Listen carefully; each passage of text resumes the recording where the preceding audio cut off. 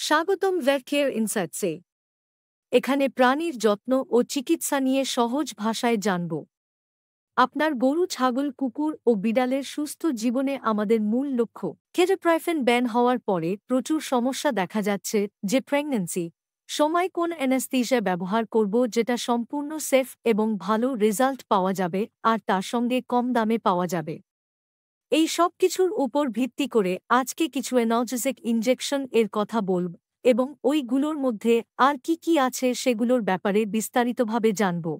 প্রথম হলো এবং খুব বেশি ব্যবহার হয় ভেরালজেন, যার মধ্যে সব আছে অ্যানালজেল। অ্যানালজেলের ব্যাপারে আপনারা সবাই জানেন যে এটা সম্পূর্ণ সেফ এবং লাস্ট মাস ছাড়া সমস্ত মাসে এটা ব্যবহার করা যায়। এটা প্রেগন্যান্সির সময় পশুকে দেওয়া যায় এবং ভালো রেজাল্ট পাওয়া যায়। এই জন্য প্রেগন্যান্সির সময় অনেক পশু চিকিৎসক এটার ব্যবহার করে। এটা 20 থেকে 30 ml বড পশুকে ইন্ট্রামাসকিউলার দেওয়া যায়। আর দ্বিতীয় ঔষধ হল ফ্লোনেক্সিন মেগ্লোমেন। এখানে আমরা শুধু সল্ট এর ব্যাপারে আলোচনা করব, আপনারা যে কোনো ব্র্যান্ড ব্যবহার করতে পারেন। আমার উদ্দেশ্য এখানে সল্ট এর বিশেষত্বগুলি বিস্তারিত আলোচনা করা। তো আপনারা দেখতে পারছেন ফ্লোনেক্সিন মেগ্লোমেন এটা এমন একটা সল্ট যেটা অ্যান্টিপাইরেটিক, অ্যান্টি ইনফ্লামেটরি আর অ্যানালজেসিক সব কিছুতেই ব্যবহার করা যায়। ব্যথা, জ্বালা পোড়া ও জ্বর তিনটিতেই ব্যবহার করা যায়।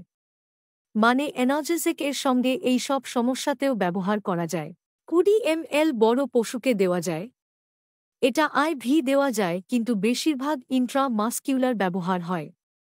প্রেগন্যান্সির সময় ফ্লোনেক্সিন মেগ্লোমেন অনেক ব্যবহার হয় কিন্তু শেষের মাসে এটার ব্যবহার একটু ভেবেচিন্তে করতে হয়। তাছাড়া এর ব্যবহার অনেক পশু চিকিৎসা করে আর রেজাল্ট খুব ভালো পাওয়া যায়। এখানে যতগুলো ইনজেকশনে কথা বলা হচ্ছে সবগুলোর যদি আলাদা আলাদাভাবে ভিডিও চান তাহলে কমেন্ট করুন। এর পরের সল্ট হল মেলাক্সিকেম অ্যান্ড প্যারাসিটামল। যেখানে জ্বরের সমস্যা আছে সেখানে এটার ব্যবহার খুবই বেশি হয়।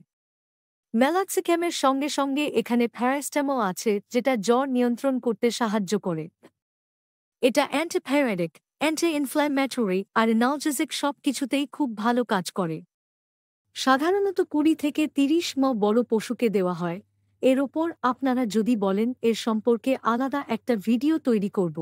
এই ইনজেকশনটা প্রেগন্যান্সির সময় ব্যবহার করা যায়, কিন্তু শেষের দিনগুলিতে ব্যবহার না করাটাই ভালো।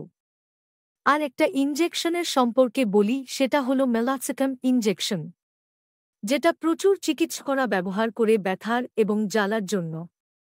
অ্যান্টিপাইরেটিকের ক্ষেত্রে একটু কম কাজ করে, তাছাড়া অ্যান্টি ইনফ্ল্যামেটরি আর অ্যানালজেসিক সব কিছুতেই খুব ভালো কাজ করে। কিন্তু অ্যানালজেসিকের ক্ষেত্রে শরীরের উষ্ণতা কম থাকলে অথবা সাধারণ উষ্ণতায় থাকলে এইটা ব্যবহার খুবই কার্যকর। যদি উষ্ণতা বেশি থাকে তাহলে এর ব্যবহার হয় না। এটা 20 থেকে 30 বড় পশুকে দেওয়া যায়। আজকে যতগুলো ইনজেকশনের সম্পর্কে জানলাম আগুলো ওডি না বদ দিতে হবে, এটা নির্ভর করে পশুর অবস্থা কেমন আছে আর পশু চিকিৎসকের উপর নির্ভর করে যে 2 বার লাগাতে হবে ও দিতে হবে নাকি ওডি। এই ইনজেকশনগুলির আলাদা আলাদা ভিডিও চাইলে কমেন্ট করুন। ভিডিওটা যদি ভালো লাগে তাহলে লাইক করুন আর পশু সুস্থ এবং যত্নে রাখার জন্য চ্যানেলটি সাবস্ক্রাইব করুন। দেখা হবে পরবর্তী ভিডিওতে। ভালো থাকবেন।